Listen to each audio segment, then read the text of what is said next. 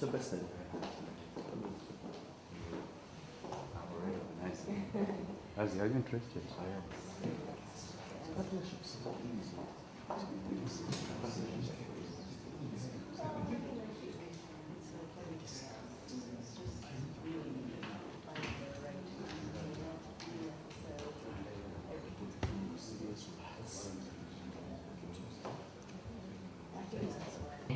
I have learned so much from Philip, so you guys are in for a treat in terms of the experience that he has amassed all this time. At a personal level, Philip also chairs the advisory board of my firm, Personal Chambers. So when I was elected president of East Africa Law Society, he sent me a message to say, please let me know what I can do for you anytime.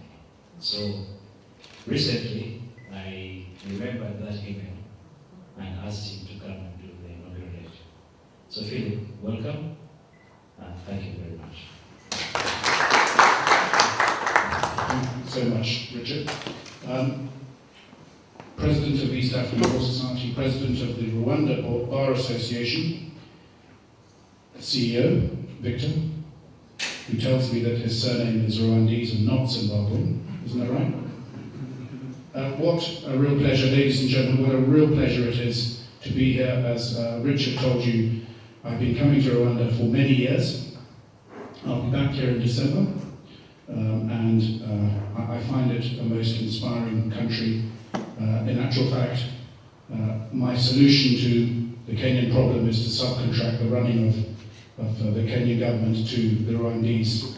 President, I've been saying that for years, and how pertinent it is this particular week. So it's just such an enormous pleasure to be back in Kigali.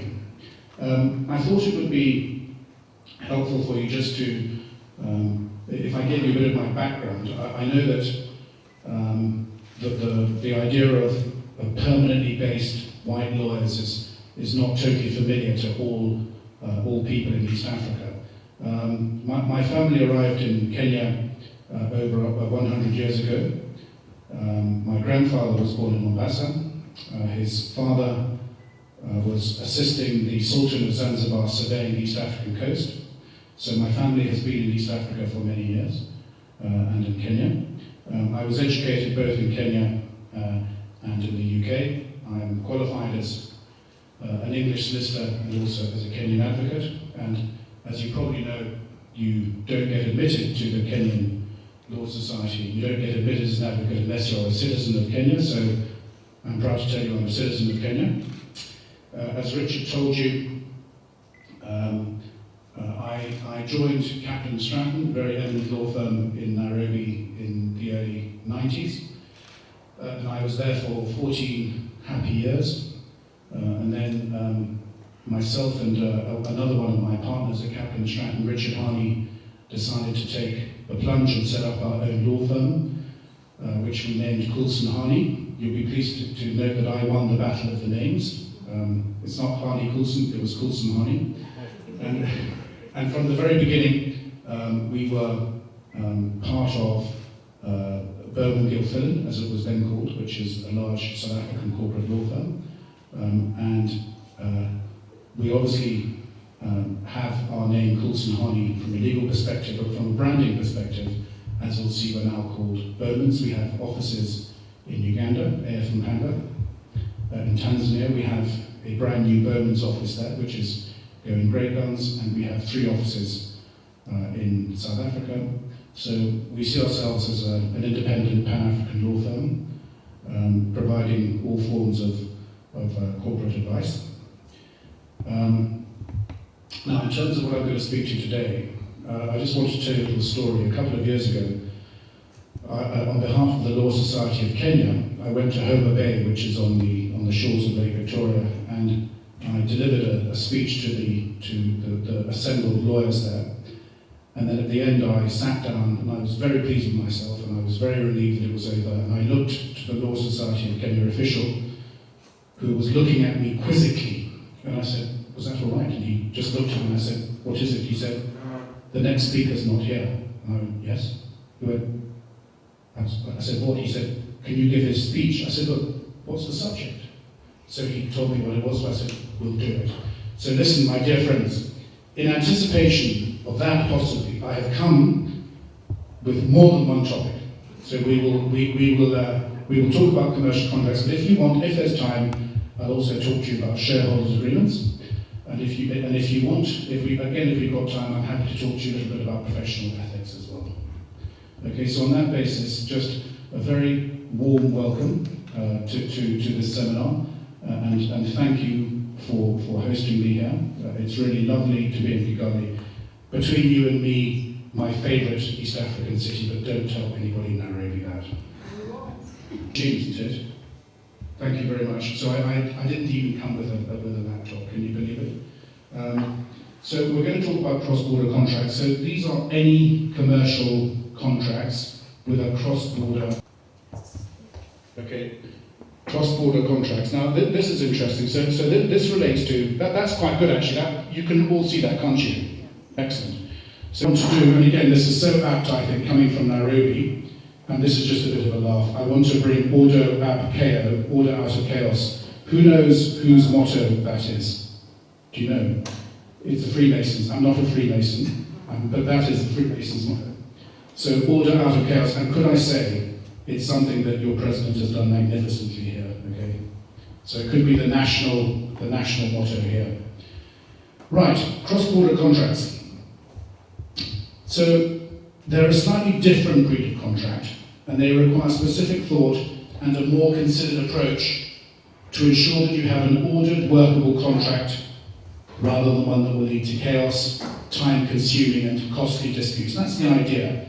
You want to bring certainty, efficacy, you want a contract that works, and what you want to do is really avoid the contractual parties getting into a dispute. South African partnership for the sale of goods in Mozambique shipped from Belgium with a ship flying under the flag of Panama. That's a possibility, isn't it? And it's not obvious what law would apply to that. Another form of cross-border transaction. You could have a Tanzanian company wanting to acquire control of a Kenyan conglomerate that has operations in Kenya, Uganda, Tanzania, South Sudan, Ethiopia, DRC, Rwanda and Burundi, with the transaction taking the form of a sale of shares in the Mauritian holding company. That's looking at 9 jurisdictions. And let me tell you, those happen. We have them all the time, don't we, Richard? Very common. So the approach we'll take today, we'll look at the high-level factors that you should bear in mind when considering a cross-border contract, and examine in some depth the issue surrounding conflicts of laws. And we want to really get to a situation to avoid so that there is no such conflict. So what you need at the start of the relationship is you need to draw up a contract that reflects the relationship. That contract needs to tell a story, doesn't it? We all know what it's like when you're writing a contract. You don't want to rely too much on precedents. It needs to be tailored. So the most important thing, I think, is to recite the intention of the parties in a clear, simple, and consistent manner. And I think we'll all agree, the best agreements that we read are those that provide the setting and the background. And it's very important. Don't just launch straight into the substantive provisions in an agreement. Let's set the background. There could have been another agreement. There could have been discussions. There could have been whatever may have happened. It might have arisen out of litigation. So it's important that you get a good understanding of that relationship. You ask questions of everyone involved to be sure you know how the story is supposed to end before you begin drafting. You've also got to understand, it's very important, the regulatory and technical requirements of your client and the industry that they're in. Are there any local shareholding requirements? Is there exchange control? That could affect the payment and receipts and the flow of funds. Is it a notifiable transaction to any of the regulators? The sort of regulators we're looking at could be competition. You could have your national competition regulators. You could have your regional, where a member of Rwanda's a member of COMESA, isn't it? So there's COMESA competition. So Uganda, for example, doesn't have any national competition law, but it's subject to COMESA. Tanzania has its own national competition law, but isn't a member of COMESA. So it gets more and more complicated. And let me also warn you, from a complex perspective, the East African community is also bringing in competition law as well. So when it comes to dealing with cross-border mergers particularly, you really cannot overlook the importance of considering competition regulation. And there again, there could be local sector-specific regulations, for example, in telcos, in banking, in insurance, in shipping, aviation. Are there any in this country, in any sectors? Okay, so that's pretty open. In other countries, it could be, there will be instances where there are local sharing rights. You need to get a grasp of all of that. And to the extent that you're overseeing a transaction, let's just assume a merger and acquisition that touches on many jurisdictions, you will need to be speaking to local counsel in those jurisdictions to get a good understanding of the impact of any regulations. Away from mergers and acquisitions to supplies of goods, are there any standard terms applicable? The parties could adopt the Incoterms, for example. These are predefined commercial terms published by the International Chamber of Commerce, not the International Criminal Court, I hasten to add. So it's important when you're thinking about the agreement that you clearly communicate the tasks, the risks, the costs. That's what you should be thinking about. So I think a mantra to adopt is that our role should be one to prevent problems arising rather than curing the problems once they've arisen. As I said, you've got to understand, for example, in supply contracts exactly what the burden and the assumption of risk is in terms of carriage insurance freight if it's a supply of goods. I've already touched on the type of regulators you could be dealing with. I think actually we touched on all of those. And then, of course, you need to understand the commercial terms. And you need to let the legal terms flow from the commercial terms. I think that's a really important principle. So you've got to sit down, you've got to understand the business, you've got to make sure that the agreement reflects and is relevant to the business and to the commercial relationship that's to be struck up between the parties. And then, or deal with the risk in a certain way, then you make sure that that's reflected in the agreement.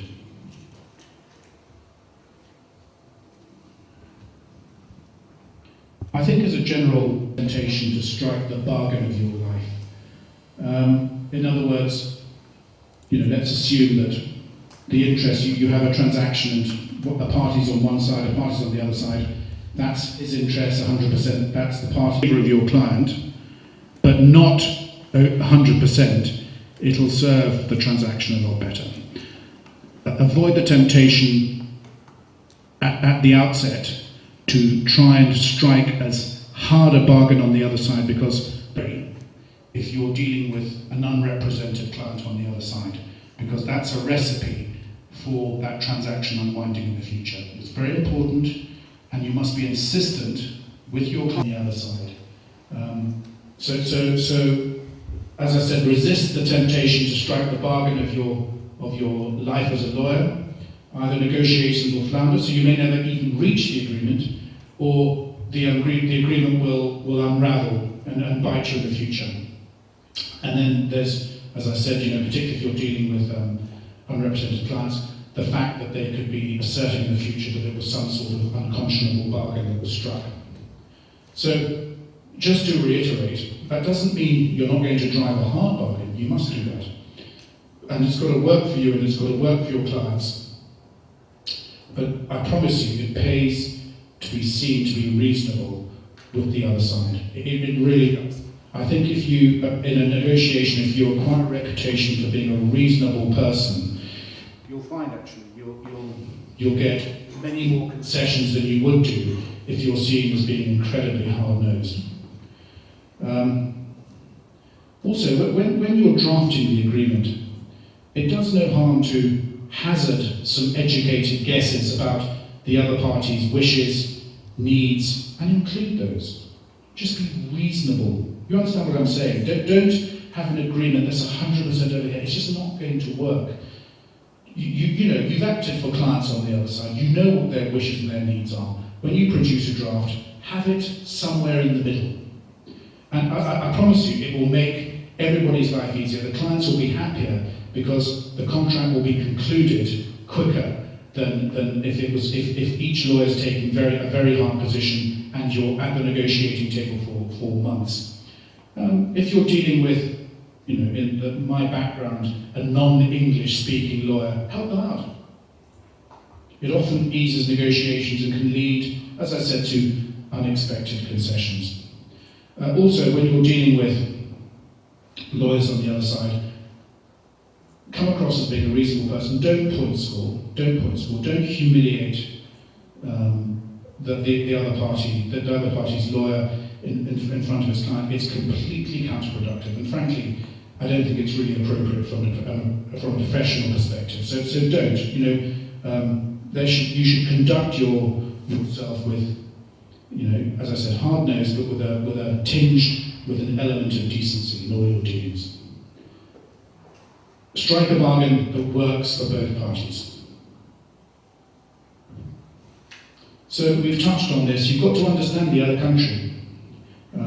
What are the risks associated with doing business in that country? Remember, this is your client who comes and says, I want to do some business, whatever it might be. It might be a merger. It might be I'm going to take over a company over there. It could be I'm about to embark on some sort of commercial relationship. You've got to be able to advise.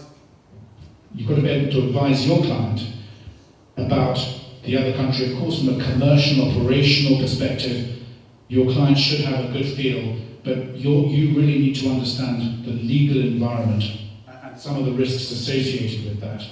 We've touched on these already. Are there local shareholding requirements? Are there any approvals? Do we have exchange control in this country, Richard?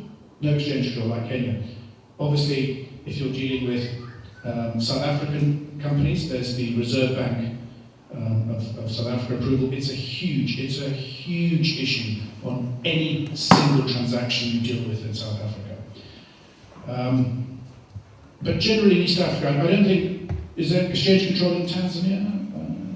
I think we're pretty open in terms of flow of currency. There is still exchange control, is there? No, I don't think there is. So actually we're in pretty good shape from that perspective. Negative publicity.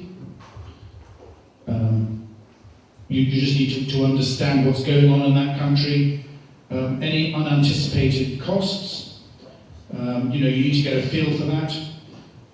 Other practices that you need to know about and advise your client. For example, could there be child labour? Is that generally accepted in the jurisdiction? Are there privacy laws that may or may not have an impact on what you want to do? Tax, we've already touched on antitrust competition. Tax is very important, really important. UK or US element to the transaction, okay? And that could easily be the case. What about the possible application, and you may find it extraordinary when you've got a transaction that's taking place in 9 or 5 African jurisdictions, but if there's a UK or US element, you might need to think about the UK Bribery Act, and you might need to think about the US Foreign Corrupt Practices Act. It's getting much more complicated when you're dealing with when there's an element involving those two countries. Just to give you an example, the UK Bribery Act covers all bribery intended to benefit your company in some manner, not just bribes involving public officials, okay? Not just the traditional bribe of a government official. So in effect, it extends to commercial bribery as well. So the example is the UK Bribery Act makes it a criminal offence to fail to prevent bribery as well as to give or to receive a bribe. So I think historically, generally, the person who was guilty when you bribed a public official was the public official. I think you'll find that legislation around the world has broadened that concept a lot. Now, I'm very happy to say, I understand bribery and corruption is not an issue in Rwanda, is it? It's not. Good.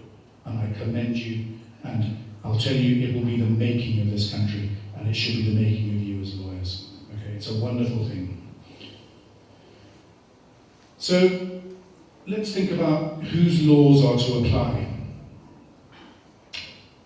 Often the first hurdle when negotiating a cross-border contract is to determine which law will be selected by the parties to govern the interpretation of the contract and to establish the rights and obligations of the parties.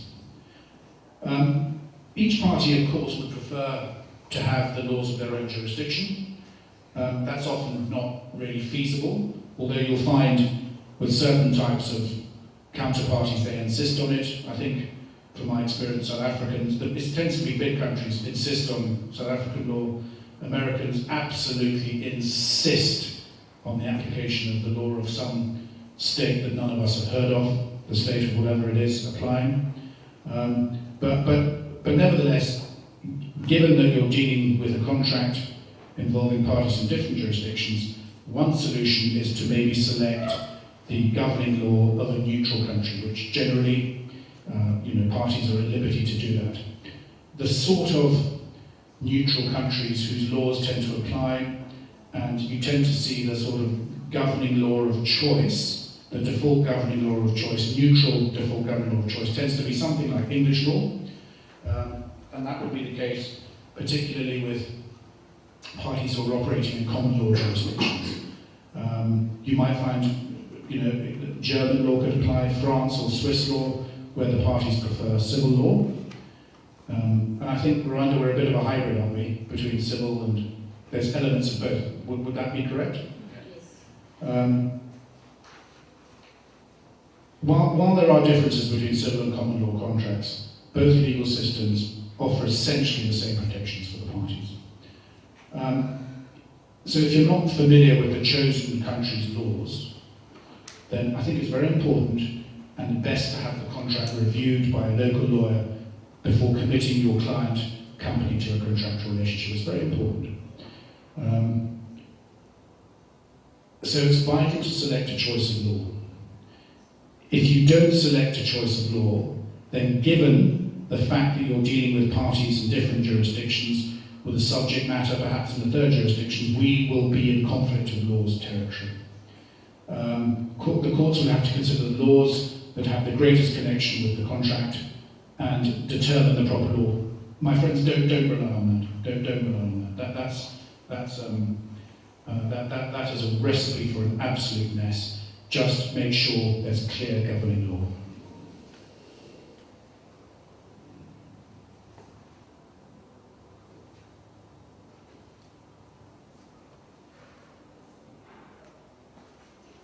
Yeah, so I think we've sort of touched on this. Generally, the courts will consider all the relevant connecting factors in the law of the state with the greatest connection. But remember, that doesn't apply if you've selected a governing law. Okay? You also just need to consider if there's any possibility that the host jurisdiction for the governing law will accept jurisdiction. Okay? You just need to consider that as well, and that might require just asking local counsel in that jurisdiction, if it's English law, are there any reasons why the English courts would not accept jurisdiction? But like I said, remember, the most important thing, make an express election in the contract. So, you need to be aware of what sort of matters could vary from jurisdiction to jurisdiction, particularly in regard to things like the interpretation of contracts. In common law jurisdictions, the court will apply the ordinary meaning to words unless there is a clear mistake on the face of the document, and will only admit pre-contractual discussions as evidence if they relate to the factual situation. I think we all understand that. In civil law jurisdictions, the courts tend to be more willing to look behind the contract to ensure that the pre-contractual discussions' understandings are reflected. So, That could be a subtle difference, but it could be significant. I suppose you also need to think about which jurisdictions are safe, which are risky. I suppose when I talk of risky, I'm thinking of things like political bias, an unreliable judiciary, open to being compromised, and also, I think very importantly, you need to think about, if you select a jurisdiction, the capacity of those judges. I mean, I know, for example, in Kenya, when you talk to our judges, they will readily admit they have very little background in commercial contracts. Okay, their own personal backgrounds tend to be of a litigation nature. They weren't brought up themselves in corporate law, and so we do have a problem in terms of the capacity of the judiciary in Kenya. I'm just being completely blunt. As I said, they've discussed it with me, and I'm saying this with all due respect. But obviously, what's important is building up the capacity of judges. A job for the EALS, no doubt. Is it, Richard? Courts have very limited discovery. Okay, so one of the problems in this particular matter is we suspect the counterparty has been defrauding us. We have evidence of a little bit of fraud, but we need discovery to reveal the rest of it. Okay. Now, one of the problems is we're going through the Mauritian courts. There's very so like I said, really important to think about that. Are there any pre-claim procedures to be followed? Do you have to do any particular formal steps before you can commence action? How easy, what's involved in in injunctive relief applications? Are there interim applications you can make? If you're dealing with a government, suing that government could be a problem. There may be specific procedures that needed to be followed. You need to know what those are, and obviously terminating the contract and/or enforcing any judgments could be a problem if you're doing it in their courts. So I've touched on it already. The issue of whether to arbitrate or litigate.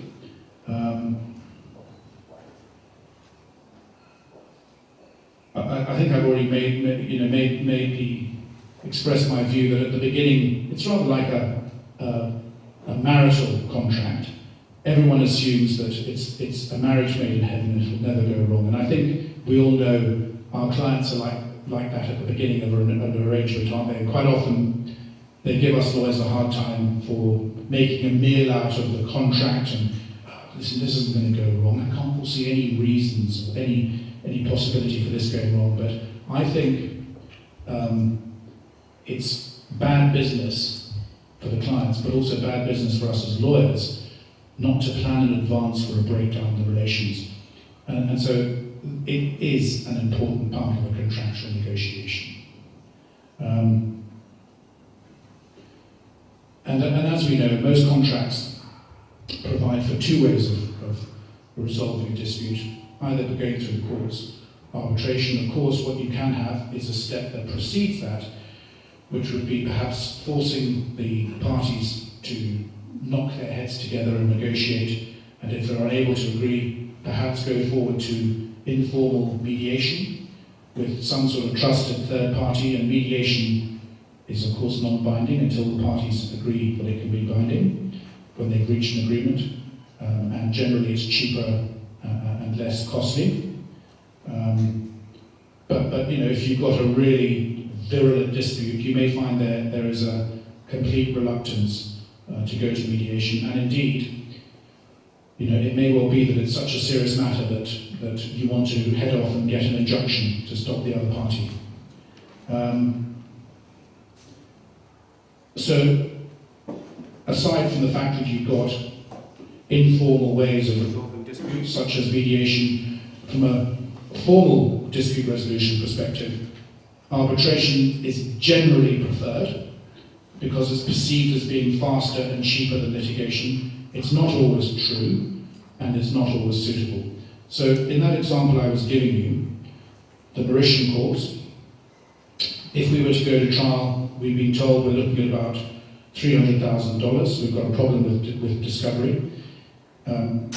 If we were to go under another contract, we could go to arbitration in London. And it would be very costly, and I think we've been told to expect costs of around about $1 million. So you can see, and the subject matter is something like, I don't know, $10 to $15 million. So there's an example of the fact that arbitration, in that instance, is one of the possibilities, but it's assumed that it's quicker and cheaper. I don't think that's necessarily the case. Just be aware of that. Arbitrators don't have any way, because they're not a court, of compelling a party to disclose information. The extent to which they don't might reflect in an get an understanding of what may be involved in a determination of the scope of discovery rights. You need to think about when you draw up a dispute resolution clause, the language. About transfer pricing. A foreign company is dealing with a subsidiary in Rwanda, and the issues of transfer pricing are coming up. Again, how can you draft such a contract of cross-border nature, or which can avert that challenge? Thank you.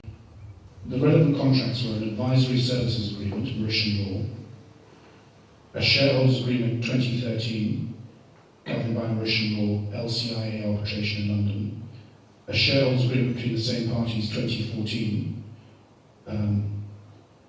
LCIA arbitration, seat of arbitration in New York. Okay, so I suppose one of the points, the sort of point I'm making is just make sure, and I think it's really good advice, that when you've got a multiplicity of contracts forming part of a transaction, which happens, that you've got consistent dispute resolution clauses. You know, I think that probably, on the face of it, restricts the ability to forum shop. So in our example, we are forum shopping. We're looking at, as I told you, litigation in Mauritius, LCIA in London, LCIA in New York. So to some extent, that's what we're thinking about. And then I think there are other circumstances where it may be a little bit outside your control, depending upon who the counterparty is. And I understand that if you're dealing with a company or a business with, for example, a presence in America, then it's very difficult to totally exclude the jurisdiction of the US courts totally. Now, obviously, to go back to, if you were to select, do you remember that the exclusive, non-exclusive jurisdiction? I think that's important. If you do want to try and give it your best shot at there being no possibility that you can go to another jurisdiction, submit to the exclusive jurisdiction of one of the courts.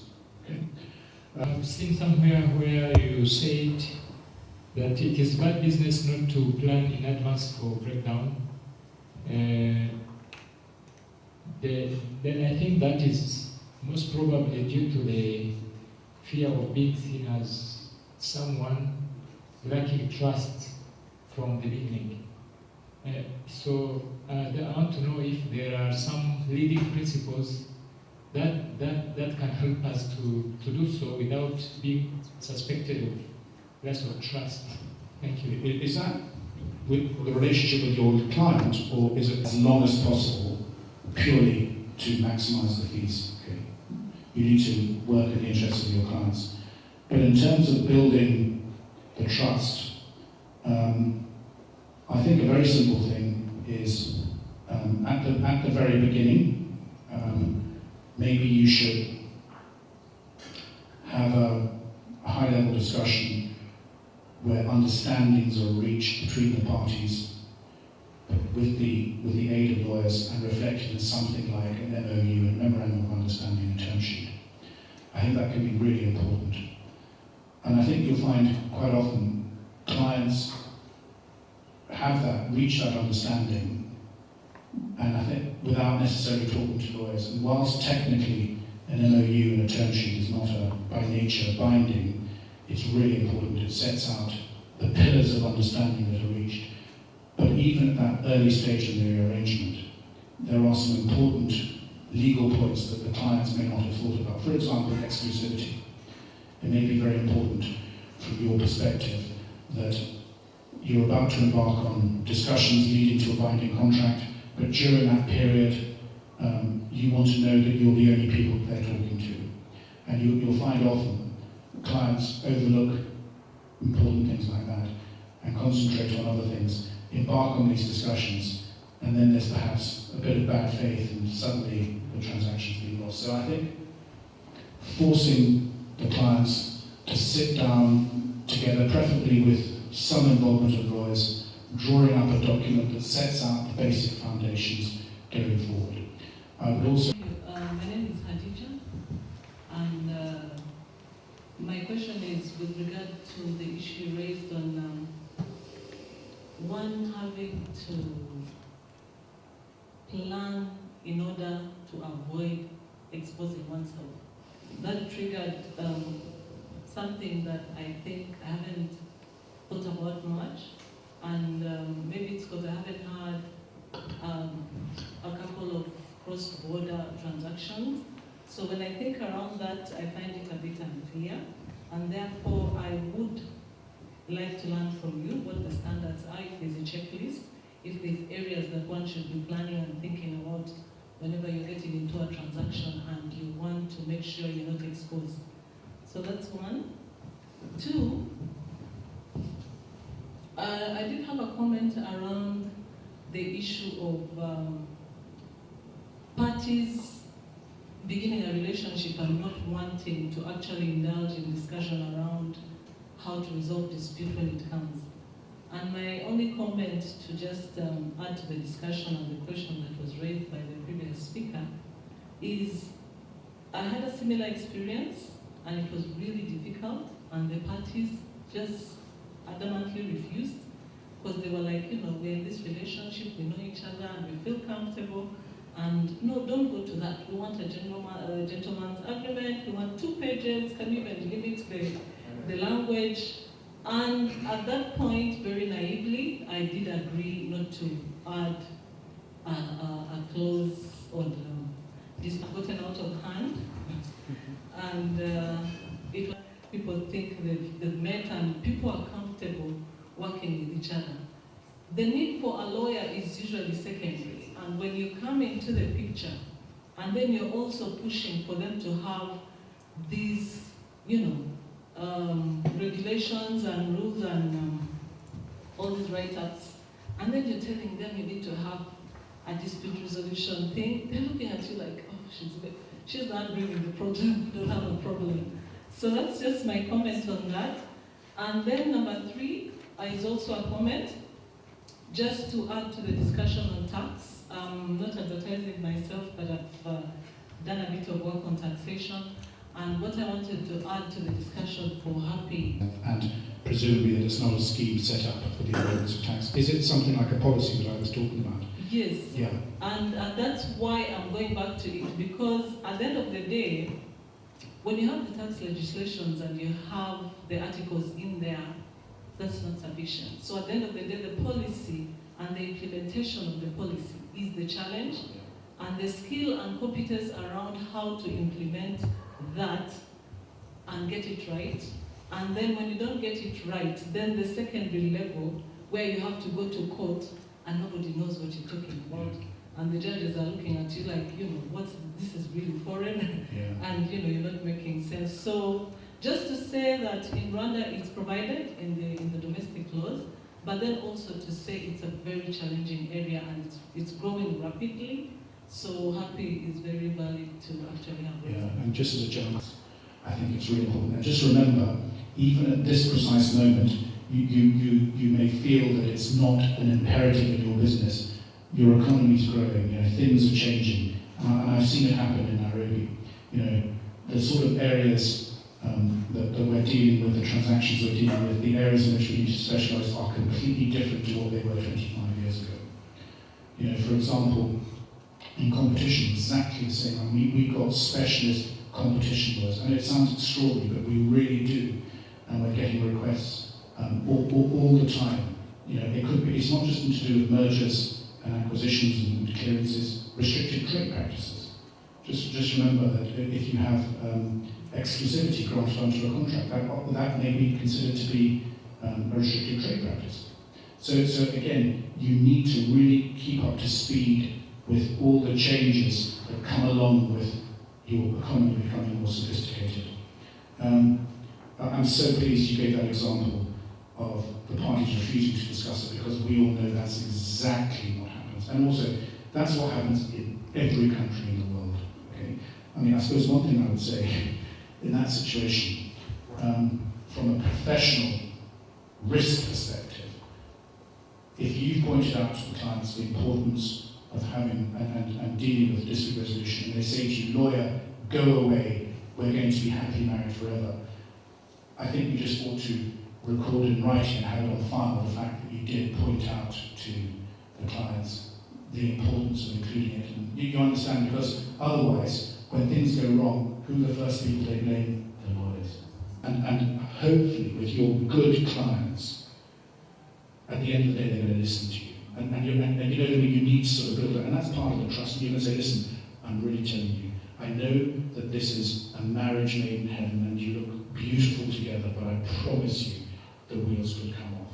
And it's just so important to, you know, and with a bit of luck, hopefully, your clients will actually say, well, listen, we respect you, lawyer, we'll do it. We don't like it, we understand why we've got to do it. In terms of planning, you're absolutely right. You know, you can get things wrong. You can have transactions where you're looking after, you're supervising several lawyers in other jurisdictions. You can be the local counsel or regional counsel supervising with somebody above, perhaps in the States or wherever it is. I suppose you would just need to have work plans. You know, of course, when you deal with something for the first time, it's not always evident what needs to go in, but as soon as you've done at least one, you need to have a work plan that gets produced each time, and you sort of fill in the blanks. But I think it's really important that you're absolutely on top of all of those things. And you know, particularly when you're dealing with things like mergers and acquisitions, maybe regulatory approvals that are conditions precedent, you know, they can have a huge impact. I remember many years ago, I acted when PricewaterhouseCoopers and Lybrand merged in 1998. I acted as regional counsel, and that transaction coincided with us losing our Minister of Finance, whose consent was required from a competition perspective. So, if you were to look at the history of the merger of PricewaterhouseCoopers, if you look at the global merger agreement, Kenya had to be removed into a schedule. We were the only country in the world where, as it was called in those days, monopolies approval was required and wasn't given. So you can imagine, for me as regional counsel and also local counsel, I was having to deal with London lawyers and then New York lawyers on top, and literally screaming at me about it. It was completely outside my control. I mean, it was not within my control whether the Minister of Finance is you know, as important as I look, you know, that's not my job. And so I suppose there was an example of, and I wasn't just looking after Kenya and responsible for Kenya, I was also dealing with about 6 other jurisdictions. So we really had to be on top of everything, and you need to chase up, you know, you need to chase up people, whether it's internally or local counsel in other jurisdictions. You really need to be on top. We sort of touched on that. Budget approval, any sale, transfer, acquisition of any significant asset, the issue of guarantees, you know, that could be tricky in a company, pledging of any of the assets, borrowing, any capex, changing the accounting principles, policies, that could be important. I already touched on related party transactions and the purchase sale of any movable property. Those are just examples, but they're all up for consideration and discussion and negotiation. Shareholders reserve matters. Remember I said that generally shareholders delegate pretty much every decision to the board. You can reverse that in the shareholders agreement and have specific matters dealt with at shareholder level. And obviously, varying your constitution generally by law has to be a shareholder matter, increasing or reducing the share capital, things like acquiring another business, loan capital, any significant borrowing, applying for a listing. So all of these sorts of matters, winding up, any of these matters you can say have to be considered by the shareholders. And again, you could provide for a certain type of approval. Let's just move on to the transfer of issued shares. Generally, clauses restricting the transfer of shares are used to prevent unwanted and undesirable people coming in from the business. That's really what these clauses are about, and to protect the value of the ownership in the company. Again, recurring theme, how you draft them depends on who you're acting for. As a minority shareholder, your concern will be with regards to the ability of the majority to bully the minority into selling shares. And if you're acting for the majority shareholder, you're concerned with the ability of the minority shareholders selling to third parties who may not be desirable. Preemption rights generally provide all the shareholders the ability to acquire shares in relation to the issue of new shares and also on the transfer of shares between shareholders. We now have statutory preemption on the issue of shares, which we didn't used to have under our old Companies Act. So you can't contract out of all the shareholders having a statutory right of preemption on the issue of shares. I don't know what the position is here. If you are going to have transfer provisions in your shareholders agreement, you generally should have some types of transfer that don't trigger the preemption rights. And those would be intra-group transfers. So if you've got a corporate shareholder, generally you would want to be able to enable them to transfer within their group, but then you just always need to think about what happens if that company that acquires the shares, if the control ceases, if it changes, so that it ceases to be part of the group. Perhaps you need to have a provision that the shares go back to that shareholder. So you just need to think about that. Family members, if you're dealing with individuals, generally should Richard be able to transfer to his wife? And actually, I wouldn't, don't take that question lightly, because everyone assumes that it should be the case. But if you're dealing with a closely controlled company with only a couple of shareholders, and the essence of the relationship is founded on the relationship between two founders, let's say, do not assume that when one of the founders is no longer around, that the other founder will be happy with the late founder's family. Okay, so do not assume that is necessarily the case, and you need to think about it. You need to take instructions. You need to discuss it with your client, and maybe the other founder has in my example, should have the right to buy out the shares of Richard's shares in the example I gave you. So again, think about that. There also could be situations where Richard sets up a family trust. Generally, that should be permitted so long as he controls it and is a beneficiary. I've already touched on the fact that sometimes you can use shareholders' agreements to lock in shareholders. It's that the company's really Richard. Okay, it's all about Richard, and suddenly you have a situation where Richard may sell you the shares, so he may have cashed out of it. You come in, you acquire 40%, 60%, and on day one, Richard sells the balance of his shares. So a final form of transfer, which is perhaps where there's been a breach in the shareholder arrangement. One of the remedies can be that it triggers an exit, perhaps a purchase of the defaulting shareholder's shares at a pre-agreed price, and quite often at a discount. Okay, but again, for negotiation. And then there's also the whole concept of drag along and tag along rights. Okay, and as I always say, everyone puts them together because they rhyme. Drag along, tag along, assume they're the same thing. They're not the same thing. Drag along rights. This is the ability of the majority shareholder, on an exit, to be able to deliver 100% of the shares, okay? To sell their shares on the same terms as Richard does. So that's a tag-along. Tag-along is Richard wants to sell, he's not too worried about delivering 100%, but if the minorities enjoy a tag-along, okay, we've also touched on future financing. We've discussed the financial waterfall provisions. Do you remember I told you look at the different sources?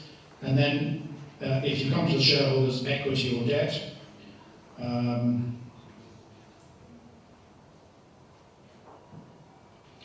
the following should be considered when drafting shareholders agreement. Should you say that capital requirements should be met from the shareholders equally?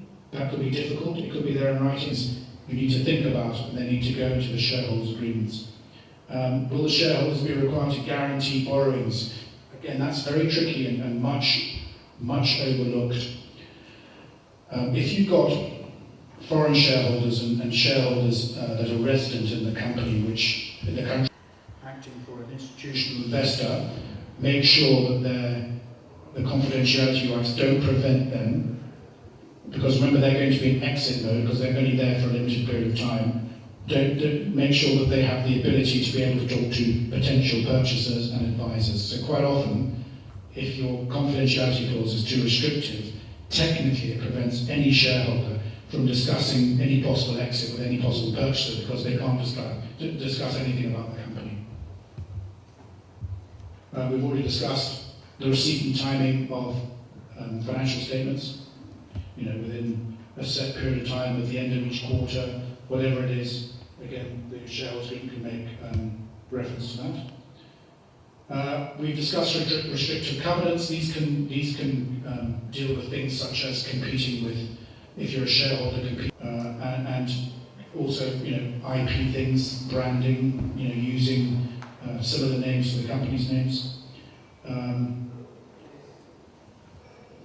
The whole issue of non-compete is going to be tricky if you're dealing with private equity, because generally private equity funds invest in a sector, and so just because they invest in one insurance company, for example, doesn't mean that they're not going to invest in another one. So to insist, if you're acting for the promoter founder, that you want to subject private equity funds to non-compete is probably unrealistic and probably a bit tricky. And then, as I said, then you can have post-exit restraints, and those are generally subject to reasonableness, and the reasonableness generally is considered in terms of the geographical extent, the duration, and he has to sell all his shares to A at the same price. Okay, it's the idea is sort of like Russian roulette, isn't it? That sort of thing. You could have something like that. You could have a Texas shootout. We've called a Texas shootout what I'm saying, but there's no particular rhyme or reason why it's called a Texas shootout. And it's also referred to as a Mexican shootout. This is also a Donald Trump language, isn't it? This is an alternative mechanism that might be used to break a deadlock between parties. A Texas shootout procedure involved sealed bids being made by the parties to buy out the other party's shares, and then they're opened and whoever's offered the highest. Now, for these, if you are going to adopt these clauses, frankly, I think, if you were to go online, there would be lots of examples of these sorts of clauses. So don't be too worried by the science. It's really not very complicated. But the real point is, in the event of a deadlock, you want to really focus the minds of the parties so that if they really are going to have a massive bust-up, there is going to be the most almighty fallout resulting in a totally unsatisfactory exit. And speaking to clients about these sorts of clauses, they like them because they say they're so drastic that actually generally it forces us to just agree on a way of dealing with the issue. If the dispute is related purely to determining an amount of money payable, rather than going through mediation and or arbitration, perhaps you just agree to get in an expert. Okay, you get in a number cruncher, get in an accountant, and that person makes the determination. It's generally a quick and easy way of resolving that sort of dispute. Your agreement should provide for that. we've already discussed the applicable law, the governing law, all those points I made earlier this morning apply to shareholders' agreements, and that's it. Okay, so that wasn't too painful, was it? Victor, you're still smiling. Good. Okay, so listen, friends, thank you very much. Again, I'm happy to take any questions, and I hope that was useful. Crash course.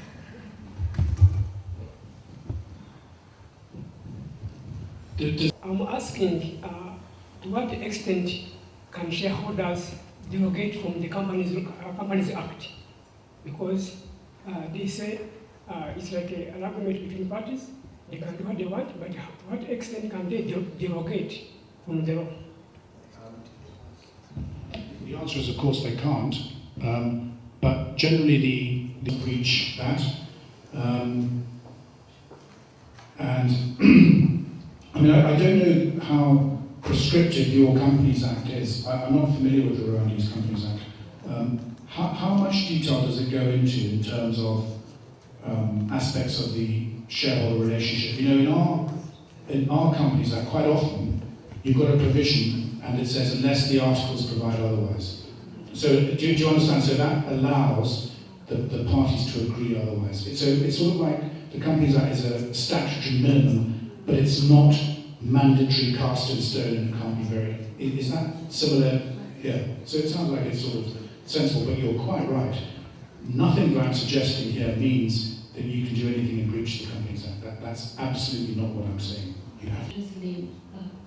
Coming to the ambiguity or contradiction between shareholders agreement and the article of association, is it wise to provide in a shareholders agreement that this is prevailing from others, or it's just to go with that general practice? I think if it comes to choose which is going to prevail, which is advisable to choose. Okay, I personally, with my background, common law background, I think we should have a clause that deals with it. And if there's freedom of contract, I would have the shareholders agreement prevailing. But I should just warn you, in some jurisdictions, the articles prevail. You can't contract out of that. Okay, and in other jurisdictions, you have to file shareholders agreements as well. So I don't know whether in Rwanda, as a matter of law, articles prevail over shareholders agreements. Is that a position? No. That's like it is in Kenya. I think in somewhere like some of the BVI or one of those places, and possibly even Mauritius, you cannot give supremacy to the shareholders agreement over the articles. You can't do it as a matter of law. So that's obviously really important. Okay. Remember in our example where you had the guy buying shares in a conglomerate that operates in 9 countries with the shareholding in a Mauritian holding company. You know, you've got to take that into account when you come to deal with your shareholders agreement. And maybe what you have to do is you just file your shareholders agreement. Maybe you just put all the provisions of the shareholders agreement into your articles. You know, maybe you just do that, and it's public, and that's it, and you just have to live with it. Contribution to a conclusion, Victor. All right, and I just want to say, in closing, thank you very much. I can't tell you how much I've enjoyed talking to you all. And like I said, I have so much admiration for everything that's happening in Rwanda. And between you and me, if you can maintain the integrity that drives this country, in somewhere like Kenya, integrity is not a principle that drives most lawyers. And so I would just implore you to unfortunately, integrity doesn't guarantee you're going to be a rich person, okay? And there's a quote from Proverbs, better is a poor man who walks in his integrity than a rich man who is crooked in his ways. So I'm just saying to you, I feel it so acutely. You know, integrity is at the heart of everything that's happening in Rwanda. That's not the case in other East African countries. You've got a big advantage. If you guys can conduct yourselves as lawyers with that in mind, you will do well. Okay, thank you very much. And good luck to you.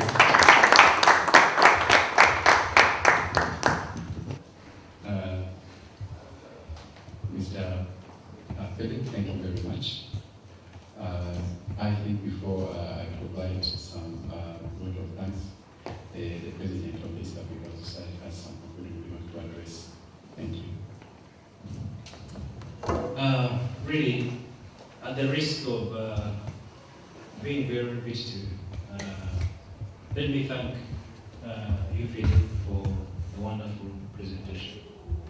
I'm sure my colleagues and I have enjoyed it thoroughly.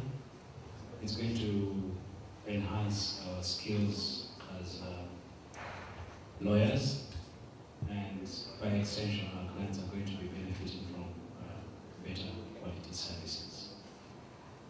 Let me also thank you for the generosity that you and Bowmans have shown. I would like to let members know here that Bowmans not only availed their senior partner to be with us today, but they have also funded his costs of being here. So, thank you very much. As I did say at the beginning, this is our inaugural lecture as part of the EALS Lecture Series. We will be conducting many more. I look forward to the feedback from the participants on what it is that we can do better next time.